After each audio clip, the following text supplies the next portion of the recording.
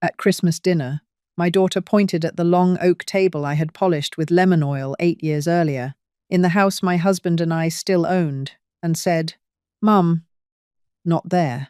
Family sits here." She said it softly. That was the cruelty of it. Not loud enough to be called a scene, not sharp enough for anyone else to feel responsible, just soft enough that every person in that room could pretend they had not heard it clearly. But I heard it. Her husband heard it.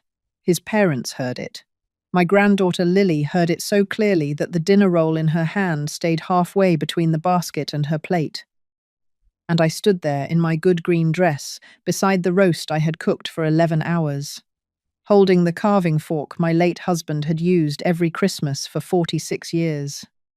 I did not ask my daughter to repeat herself. I did not embarrass her. I did not cry in front of the pastor's wife, or Brent's parents, or the 2 people from his office who were suddenly important enough to take seats at my family table. I looked once at the folding tray table Claire had placed near the kitchen door. 1 chair, 1 paper napkin, no glass, no name card. Then I set the carving knife down, put my oven mitts back on, lifted the whole roasting pan with both hands, and walked out through the side door. Behind me, my daughter said, "Mom, don't be dramatic." I stopped with the roast in my hands and turned back. "I'm not being dramatic, Claire," I said. "I'm being accurate." Then I carried Christmas dinner to my car. That night, she called 14 times. On the 15th call, her voice was shaking in a way I had not heard since she was 17, and backed into the mailbox. "Mum," she whispered, "Lily said there was an envelope. Please tell me you didn't mean what you wrote inside it." I looked at the roast cooling on my kitchen counter. I looked at the cream envelope I had almost handed her after dessert. And I said, calmly, "Claire, I didn't write that envelope after dinner. I brought it with me." Welcome back to her calm revenge, where the woman they seat by the kitchen door is often the one holding the deed, the recipe, and the truth. If you have ever been treated like the help by people living comfortably on your kindness, stay with me. This is not a story about a roast. It is a story about the moment a mother finally stopped feeding a room that had forgotten she belonged in it. My name is Margaret Ellis. I am 71 years old. I worked 29 years in the county records office, where I learned that paper remembers what people conveniently forget.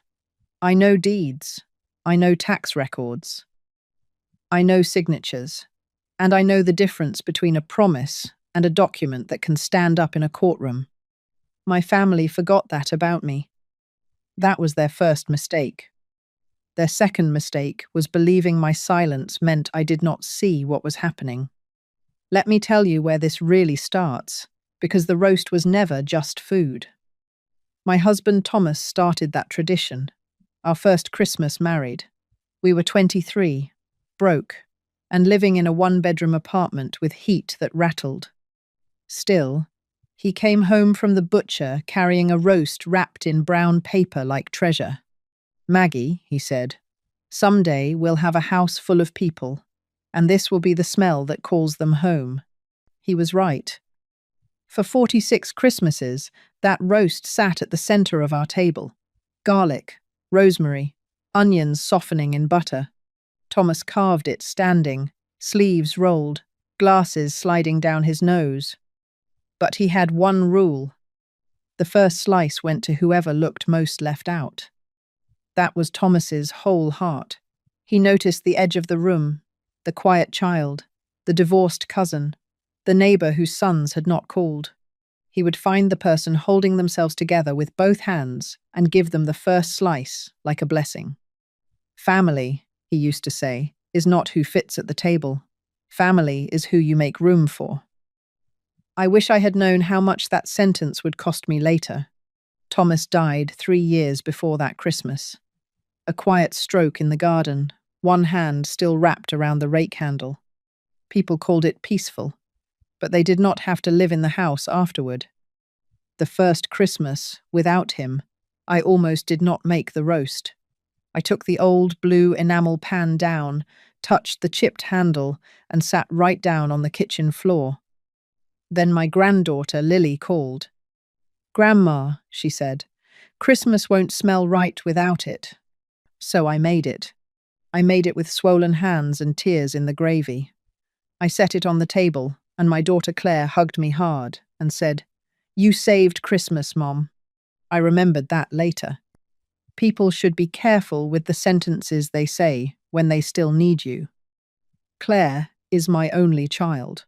I loved her through ear infections, prom dresses, slammed doors, a bad first marriage, and the tired years when she tried to pretend she was not disappointed by her own life. Then she married Brent. Brent liked the word practical. He used it the way other people use a shield. "Let's be practical, Margaret." That was what he said when he wanted me to pay for Lily's summer program, when the Maple Ridge furnace bill landed in my mailbox, and when he explained why Claire should host Christmas in their home because my little ranch was less suited for entertaining. That phrase became his way of making selfishness sound mature. 8 years before that Christmas, Claire and Brent were drowning. His consulting work had slowed. Claire's hours at the dental office had been cut. Their landlord wanted to sell. Lily was 13, old enough to understand panic and young enough to blame herself. Claire came to my kitchen one rainy Tuesday and cried into a dish towel. "Mom, we just need time," she said. 6 months, maybe a year. Lily cannot change schools again. Thomas and I owned a small house on Maple Ridge. Plain 2-story, good porch, big dining room. We had bought it as a rental, but Thomas always said it would be Claire's safety net if she ever needed one. Not a prize. A net. So we let them move in. No market rent, no formal lease. Just a mother and father saying, "Get steady, breathe, pay what you can." Thomas and I paid the taxes, the insurance, the roof, the water heater, and later, half the kitchen cabinets Brent said were necessary for his video calls. After Thomas died, I kept paying, quietly, automatically, like love was another bill due on the first. At first, Claire said thank you. Then she said it less. Then Maple Ridge became our house when she spoke to friends. Then the house when she spoke to me. Then, somewhere along the way, she began behaving as if my name on the deed was an embarrassing little technicality. That is something people do when they benefit from your silence. First they are grateful, then they are comfortable, then they are offended by the reminder that the gift was a gift. I saw it happening. I told myself Claire was stressed, Brent was proud, Lily needed peace, and Thomas would want me to be generous. Every excuse sounded like kindness at the time. Now I know some excuses are just fear dressed in good manners. The cream envelope began with Thomas. About 6 months before that Christmas, I found a note in his old desk. Not a dramatic letter. Thomas was not dramatic. Just a folded yellow page in the drawer where he kept warranties and spare keys. "Maggie, if Maple Ridge ever becomes Claire's, make sure Lily is protected. A house can shelter a family or divide one. Do it clean. Do it in writing. Don't let love be the only lock on the door." I sat with that note for a long time. Then I called Helen Price. Helen was my attorney and, more importantly, one of the few women I knew who could make a greedy man sweat by adjusting her glasses. She drew up a family trust agreement. It would not hand the house to Brent. It would not allow Claire to borrow against it in a panic. It would protect Lily's future interest, allow Claire to live there under clear terms, and keep Maple Ridge from becoming a weapon in anyone's marriage. It was generous. It was also careful. Thomas would have approved. I decided to give Claire the papers at Christmas. It felt right. The house, the roast, the family gathered. I imagined reading Thomas's note after dessert, Claire crying for the right reason, Lily hugging me, and Brent, for once, having nothing practical to say. That was the version of Christmas I carried into the house. Hope makes fools of us, yes, but sometimes hope is just love arriving without armor. Christmas morning, I woke before dawn. I tied my apron over my green dress. The one Thomas used to say made me look like I had forgiven the world. I browned the roast until the windows fogged. I packed the carrots separately, the potatoes in a covered dish, and the gravy base in a jar wrapped with a towel. I slipped the cream envelope into the side pocket of my purse. Before I left, I touched Thomas's picture on the shelf. "Big day," I told him. "We're giving them the house properly." I drove to Maple Ridge with the roast buckled in the passenger seat. Because some traditions deserve a seatbelt. The house looked beautiful. White lights on the bushes, wreath on the door, a wooden sign on the porch that said, "Gather." I stared at that word while balancing the roasting pan against my hip. Gather. Some houses tell the truth better than the people inside them. Brent opened the door wearing a red sweater and the polished smile he used when someone useful had arrived. "Margaret," he said. "Great, kitchen's through there." Not "Merry Christmas." Not "Let me take that." Kitchen's through there. Claire was in the kitchen, arranging sprigs of thyme on a platter like she was styling a magazine cover. She kissed the air near my cheek. "Oh, good," she said. "You brought it hot." "I brought it cooked," I said. "It needs to rest." "Perfect. We're doing photos before dinner, so just keep it covered until the table shot." The table shot. Not the blessing. Not the meal. The shot. That was the first little warning bell. The second was the place cards. I saw them lined up on the sideboard, gold ink on cream paper. Brent's parents, Brent's sister, 2 people from his office, the pastor and his wife. A couple from the neighborhood, Claire, Brent, Lily. No, Margaret. No, Mom. No, Grandma. I touched my purse where the envelope sat and told myself she simply had not finished. That is how a woman helps people hurt her. She keeps providing innocent explanations long after the evidence has stopped deserving them. For the next 2 hours, I worked. I reheated potatoes. I sliced oranges for the salad. I found the carving fork under plastic straws. I wiped gravy from the edge of a bowl and washed a platter. Brent's mother said had water spots. I took my shoes off for 10 minutes, then put them back on, when Elaine wandered in and looked at my stockings like she had found a mistake. Lily came into the kitchen and hugged me from behind. "Grandma," she whispered, "it smells like Grandpa." That almost broke me. She looked toward the dining room. "Where are you sitting?" "I'm sure your mother has a plan," I said. Lily frowned. "That's what I'm afraid of." At 4 o'clock, the guests gathered. Candles lit, glasses filled. The roast rested under foil, perfect and fragrant, waiting for the old ceremony. For 46 years, Thomas had carved that roast at the table. After he died, I took over. Not because I wanted attention, because tradition is how we keep the dead from disappearing too quickly. I carried the pan in with both hands. Conversation softened when the smell reached the room. Even Howard, Brent's father, said, "Now that is something." For one bright second, I felt Thomas beside me. Then I saw the chairs. 12 places at the dining table. 12 cards. 12 glasses. 12 cloth napkins folded like little crowns. Near the kitchen door, half hidden behind a poinsettia, there was a folding tray table. 1 chair. 1 paper napkin. No glass. No card. I knew. Still, I gave my daughter one last chance. "Claire," I said quietly, "where am I?" She looked at the tray table, then at the guests, then back at me. Her cheeks pinked, but her voice stayed light. "Oh, Mom, you don't mind, do you? We needed to keep the main table for family. There are sentences that do not become real until everyone hears them. This one became real immediately." Lily stood halfway up. "Mum." Claire gave her a look. "Sit down." I looked at my daughter. "For family?" "You know what I mean," Claire said, lowering her voice, but not enough. "Brent's parents came all this way. His work friends are here. We only had 12 proper settings. You're in and out of the kitchen anyway. In and out of the kitchen. That was the moment the whole room showed me its spine. Howard studied his wine. Elaine adjusted her bracelet. The pastor's wife looked at the centerpiece. Brent gave a small, reasonable shrug, as if the world had arranged itself this way, and he was merely reporting it. "Margaret," he said, "let's be practical. It's just seating." There it was. Practical.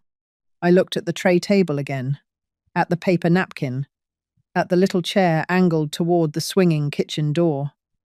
I looked at the roast in my hands. 11 hours of work. 46 years of memory. Thomas's tradition.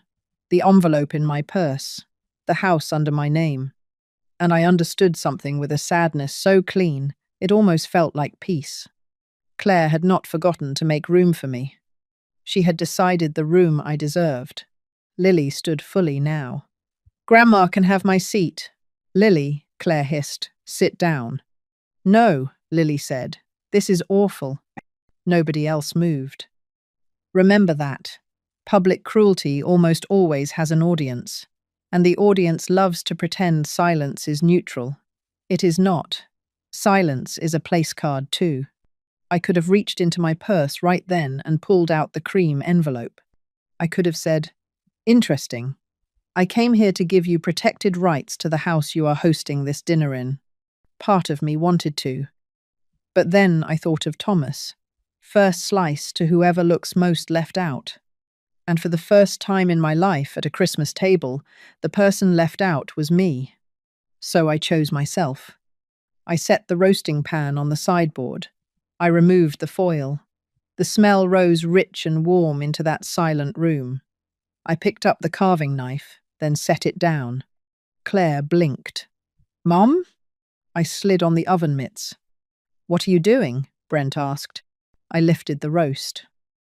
"If family sits here," I said gently, "then Christmas dinner can sit with me." No one laughed. I walked through the kitchen with the roast in my hands. Behind me, Claire said, "Mum, don't be dramatic." I stopped at the side door. "I'm not being dramatic, Claire. I'm being accurate." Then I left. Now, if you think the roast was the part that changed everything, you are only half right. The roast started it. The envelope finished it. The cold hit my face like mercy. I carried that pan down the porch steps, past the gather sign, and set it carefully in the back seat on the towels I keep for groceries. My hands were shaking, not from weakness, but from recognition. Sometimes your heart does not break in the moment somebody hurts you. Sometimes it breaks when you finally admit they knew exactly what they were doing. I drove 3 blocks and pulled over under a street lamp outside the closed pharmacy. I cried there. I am not ashamed of that. A woman can be strong and still need a minute with her hands on the steering wheel. I cried because I had walked into that house carrying Christmas dinner and generational security. I had walked in ready to give my daughter something Thomas and I had worked decades to protect. And before I could give it to her, she showed me what she thought I was worth when she believed there was nothing left to gain. My phone started buzzing. Claire. Then Brent. Then Claire again. Then Lily. I answered Lily. "Grandma," she sobbed, "where are you?" "I'm all right." "I'm so sorry. I told Mom it was wrong. I told her." "I know you did, sweetheart. They're saying you ruined Christmas." I looked at the roast in the back seat and almost laughed. "No, honey, I rescued my part of it. Can I come over?" I looked at the clock. Christmas evening. My granddaughter, in a house full of people who had just taught her something ugly about belonging. "Yes," I said, "bring a sweater." At home, I put the roast back in the oven and set 2 places. Then 4, because Thomas had trained me well. Mrs. Alvarez came over with a pie. Mr. Porter stopped by with a card and stayed when I told him the roast was ready. Lily arrived red-eyed and furious, still in her Christmas dress. By 7:15, 6 people sat at my little table. No place cards, no hierarchy, no firm people. I carved the first slice for Mrs. Alvarez because she looked most left out. It was the warmest Christmas dinner I had known since Thomas died. That is what Claire did not understand. You cannot ruin Christmas by removing yourself from disrespect. Sometimes that is how Christmas finally finds the right room. Around 9, after dishes were stacked and Lily had fallen asleep on my couch under Thomas's old quilt, I opened my purse and took out the cream envelope. For a long time, I just looked at Claire's name written in my careful hand. Then I opened it. Inside was Thomas's note. Helen's trust agreement. My handwritten card. Claire, I had written, your father wanted this house to be a shelter, not a weapon. I hope you remember that family is not proven by who owns the table, but by who makes room at it. There are sentences, a woman writes, before she knows they are for herself. I did not tear the papers. I did not make a rash decision with a wounded heart. Property deserves a cool head. But I took a pen and wrote one word across the front of the envelope. Paused. Not cancelled. Paused. That was more mercy than my daughter had earned, and less than she expected. The 15th call came at 10:38. I answered because I was ready. Mom, Claire whispered. Lily said there was an envelope. Please tell me you didn't mean what you wrote in it. What envelope? I asked, though I knew. The one you brought. Lily said you had papers. She said you were going to give us something important. So Lily had told them not to betray me. She had probably shouted it while defending me, young and honest and angry enough to throw truth like a plate. I brought an envelope, I said. What was in it? A Christmas gift. What kind of gift? The kind you make room for. Mum, stop talking like that. Just tell me. So I told her. Calmly, clearly. No tears, no punishment in my voice. I told her about Thomas's note, the trust, Helen's agreement, and my plan to protect Maple Ridge so she could live there securely, while Lily could never be pushed out by debt. Divorce, pride, or panic. I told her I had planned to give it after dinner, because Thomas believed good news belonged at a full table. The line went silent. Then Claire said, so quietly I almost missed it. You were giving us the house? No, I said. I was protecting the house for you. There is a difference. Another silence. Then I heard Brent in the background. Ask if she signed it. That told me more than any apology could have. Claire came back. Had you signed it? No. She exhaled. Relief, panic, calculation, all in one breath. Mom, she said, you can't punish us over a seating mistake. There it was. The first draft of the family story. A seating mistake. Claire, I said, a mistake is forgetting cranberry sauce. A mistake is burning rolls. Looking at your mother and saying family sits here while pointing her toward a tray table is not a mistake. It is a statement. I was stressed. I know. Everyone was watching. I know. I didn't mean it the way it sounded. I closed my eyes. That sentence has carried more cruelty through families than almost any other. I didn't mean it the way it sounded, as if the wound lives in the hearing instead of the speaking. What did you mean? I asked. She did not answer.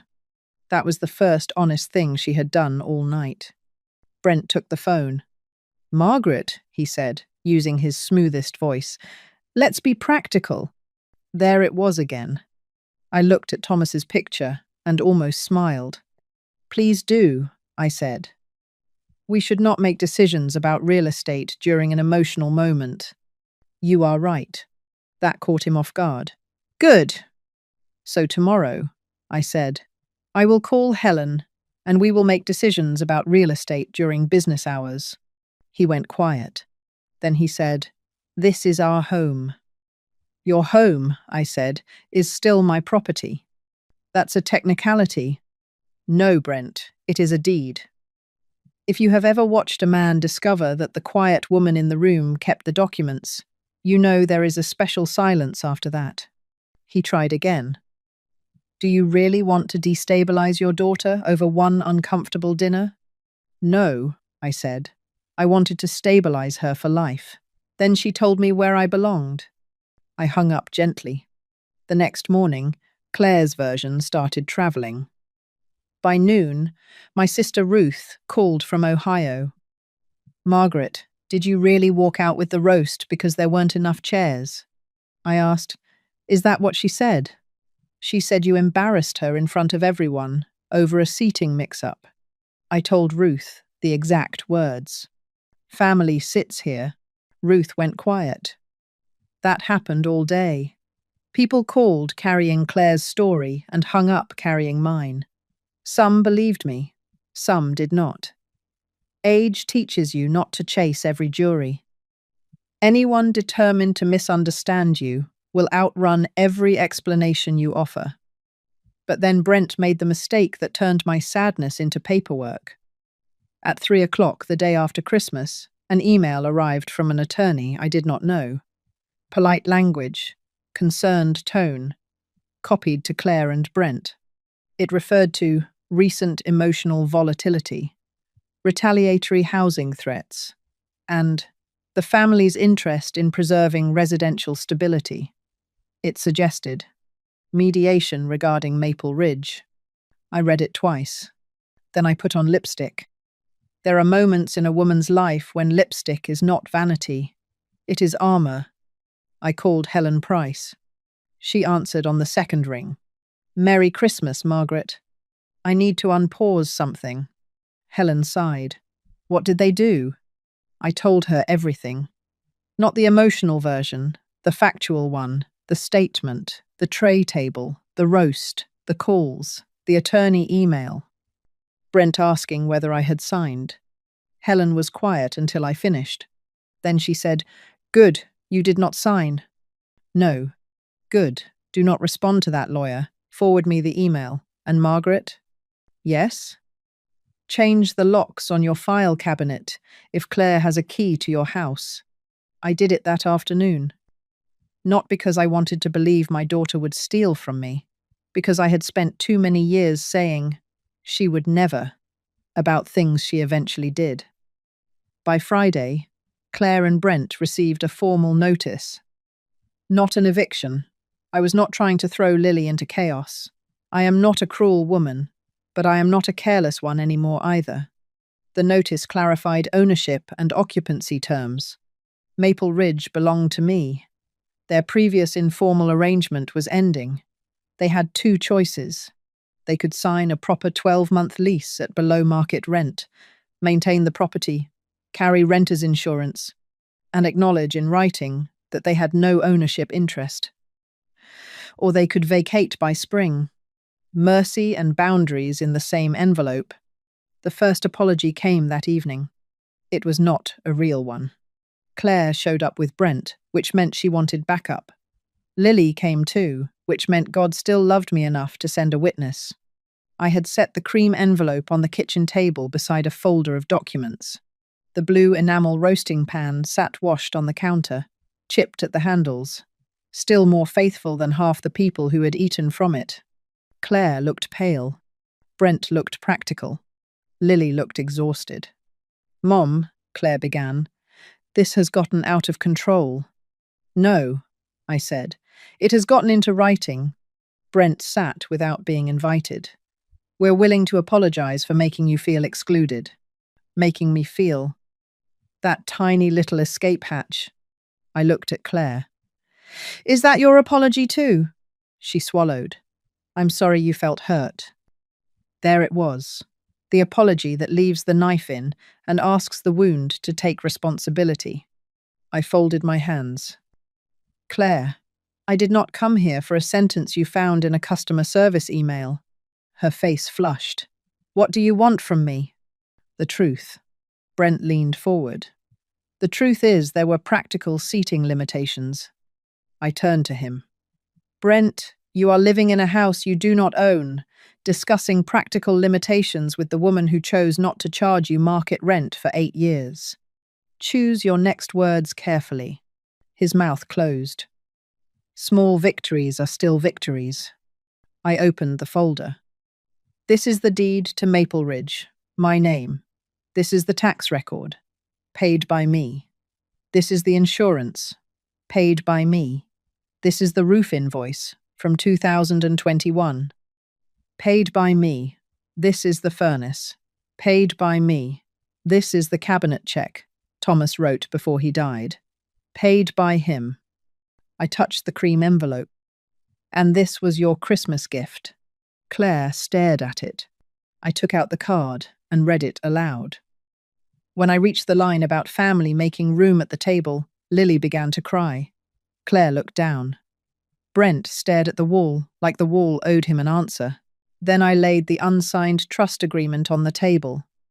I came to Christmas dinner prepared to protect that house for you, I said. Not because you had earned it, because I loved you, because your father loved you, because I wanted Lily to have roots. And before I could give it to you, you showed me what happens when you feel secure enough to be honest. Claire whispered, Mom, I'm sorry. I waited. She added, but taking the house away is extreme. And there it was, the leash on the apology. I slid the papers back toward myself. I am not taking away your house, Claire. I am refusing to give you mine. The room went quiet. That sentence landed harder than any speech I could have made. Brent stood. This is manipulation. Lily stood too. No, Dad. What you and Mum did was manipulation. Grandma is just the first person to bring paperwork. I will remember that sentence on my deathbed.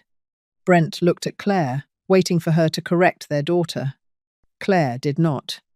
Not because she had fully changed, not yet, but because truth had finally entered the room, and even she could not pretend it had not. She did not sign that night. That matters. In the first version of this story, the one people like to imagine, the daughter realizes everything at the kitchen table, falls into her mother's arms, and becomes gentle by dessert. Real life is slower. Pride does not die in one conversation.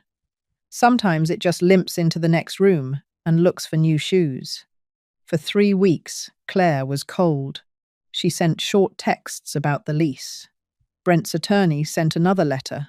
Helen answered with 6 pages of facts and a copy of the deed. That ended the legal poetry quickly. Then something happened I did not expect. Lily stopped going home on weekends. She stayed with me after classes, studied at my kitchen table, learned to make gravy, and told her mother she needed quiet. Claire called me one Thursday evening. Is Lily there? Yes. She barely talks to me. I waited. Claire's voice cracked. She said she doesn't like who I become around Brent's parents. That was not my wound to bandage. She is telling you something, I said. I know. Then listen, before she has to leave to be heard. Claire hung up without saying goodbye. 2 days later, she came to my house alone. No Brent. No folder. No performance. She looked smaller than she had at Christmas. Not weaker, less decorated. Can we talk? She asked. I let her in. We sat at the kitchen table. The same table where I had written, paused across the envelope. For a long minute, she looked at her hands. Then she said, I knew what I was doing. That was the first real sentence. I did not interrupt it. I knew there wasn't a place for you at the table, she said. I knew earlier that day. Brent said it would be easier if you were near the kitchen because you'd be helping anyway. I told myself you wouldn't care because you never make things difficult. She wiped her face. And when I said family sits here, I heard it. I heard how it sounded. I wanted to take it back before the sentence was finished. But everyone was looking, and I chose the room over you. There it was. Not stress. Not seating. Not a misunderstanding. The truth. Claire kept going. I have been telling people Maple Ridge is ours because I am ashamed that it isn't. I thought if it was finally in my name, I would stop feeling like my life was borrowed. Brent kept saying, it was practical. that you wanted to give it anyway, that we should formalize things before taxes or health issues made it complicated. She looked at me then. I let him make your generosity sound like unfinished business. That one hurt because it was accurate. I'm sorry, Mom, not because of the house, not because of the lease. I am sorry because you came to feed us, and I treated you like you were not one of us. A real apology does not ask to be rewarded immediately. This one did not, so I accepted it. Not with a hug, not yet. I was not ready to perform forgiveness so she could feel done. I reached across the table and touched her hand once. Thank you for telling the truth. She cried harder then. Sometimes the truth is the first slice. The lease was signed the following Monday. 12 months, below market rent, clear responsibilities, written acknowledgement that Maple Ridge belonged to me and that no ownership interest existed. Brent signed with the face of a man swallowing a lemon whole. Claire signed quietly. Then I signed. Not because everything was repaired, because a house needs rules even while hearts are healing. Spring came slowly. The rent arrived on the 1st of each month. Repairs were made without me chasing. Claire and I began lunch once a month. Sometimes we talked about real things. Sometimes we talked about soup, because real things need rest between them. Brent remained polite and cool. That was fine. Not everyone deserves access to your warmth. Polite is enough for some people. In April, I went back to Helen. I did not revive the original trust agreement. That version belonged to the woman who still believed love could protect itself without locks. Instead, Helen helped me create a new plan. Maple Ridge would remain mine for the rest of my life. After that, it would go into a protected trust for Lily. Claire could continue living there under fair terms if she respected the property and the agreement. Brent could not sell it, borrow against it, mortgage it, or turn shelter into leverage. When I told Claire, she did not argue. A year earlier, she would have. Even 3 months earlier, she might have. But that day, she simply nodded. Dad would have liked Lily protected, she said. Yes, I told her. He would have liked you protected too, but not from consequences. She accepted that. That is how I knew something had shifted. Not fixed. Shifted. There is a difference. The roast pan stayed with me. That may sound small, but families are held together by objects more than they admit. A pan, a quilt, a ring, a chair. The things that carry our repeated promises. In November, Claire called. Are you coming for Christmas? She asked. That depends. On what? On whether there is a chair. She was quiet. Then she said, There will always be a chair for you. I believed she meant it. I also knew, meaning it once, is not the same as building a life around it. Good, I said. But this year, Christmas is at my house. Oh. No place cards, no work guests, no performance. Anyone who is hungry and kind can come. And if there are more people than chairs, I will sit on the piano bench before I put one guest near the kitchen door. Claire laughed once through tears. All right, she said. So that is what we did. The next Christmas came anyway, brave and unreasonable, asking us to try again. Lily chopped carrots. Claire brought homemade rolls, uneven and a little dense, which made me love them more. Mrs. Alvarez brought pie. Ruth drove in from Ohio with a casserole and opinions. Brent arrived with flowers, and the careful face of a man who understood charm no longer worked here. There were no place cards. When we ran short, Lily took a stool and Brent ended up near the kitchen door. I did not make a joke of it. Consequence does not need decorations. Before I carved, Claire stood. Her hands were shaking. Last Christmas, she said, I forgot what this table means. I acted like family was something to arrange for appearances. My mother reminded me, fairly, that family is who you make room for. I am sorry for the room I did not make. It was not perfect. Real apologies have seams, but it was public, clear, and did not blame my feelings, so I accepted it. Then I carved the roast. The first slice went to Mr. Porter, who had lost his brother that fall and had been pretending all evening that he was fine. Thomas would have approved.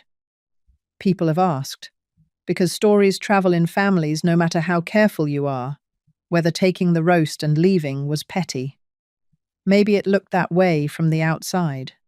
An old woman walking out with the main course. A ruined dinner. A dramatic Christmas. But it was never about the roast. The roast was the last thing I had brought to a table where I was willing to be invisible. When I took it back, I took back the labor, the tradition, the memory, and the habit of feeding people who would not feed my dignity in return. I took back my chair. I took back my house. I took back the right to stop calling disrespect a misunderstanding just because the person doing it shared my blood. Claire and I are better now. Not simple, better. We still have lunch. Sometimes she tells the truth faster than she used to. Sometimes she catches herself performing and stops.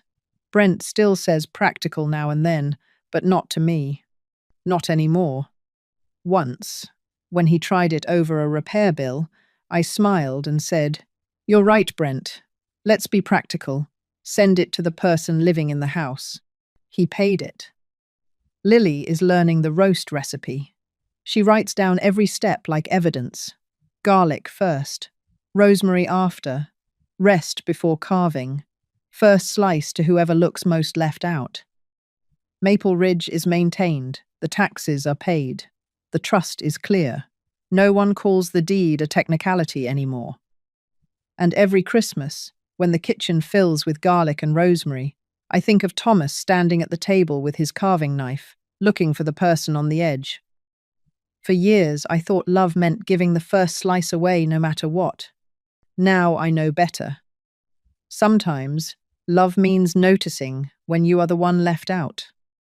Sometimes, dignity means taking the roast and going home. And sometimes, the most important seat at the table is the one you finally stop begging for. That is my story. One Christmas dinner, one sentence, one roast carried through the cold, and one mother who remembered that family is not the people who place you where it is convenient. Family is the people who make room because your presence matters. If this reminded you of a table where you were made to feel small, hear me clearly. You are not required to keep feeding a room that starves your spirit. You are not required to make yourself useful enough to be loved. And you are not required to hand over your peace, your property, or your traditions to people who only value them after they learn what they cost. Take back what is yours. Sit where you are honored. And never confuse being needed with being cherished.